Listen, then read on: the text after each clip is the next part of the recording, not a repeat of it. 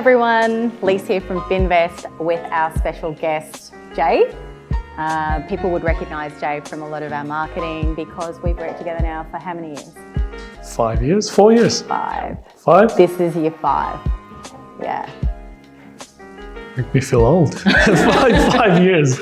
Yeah, it's just gone really, really quick. Lots changed. Yeah.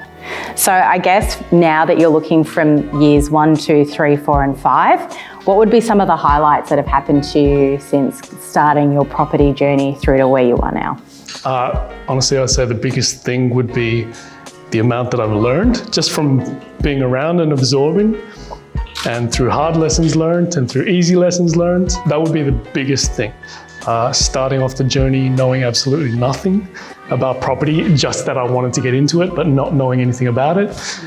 Just that learning curve. Definitely that's the biggest thing, for sure. Yeah. I remember when we did our first goal setting session and I asked you to do an exercise where you mapped out within 5 years where you wanted to get to in that 5-year period of time. You've realised what we set out to do within the first 18 months, right? So you'd actually got all the buying out of the way really early on in the piece and then worked through the settlements step by step, which, as you know, are the most challenging part of doing property. Is not buying the property, it's actually financing the property. Yeah, I think we said 5 in 5. Yeah. That was our thing. I think we did it in like 2.5 years. Yes. So just really threw us into the deep end. It was good. And you really, pushed for that result.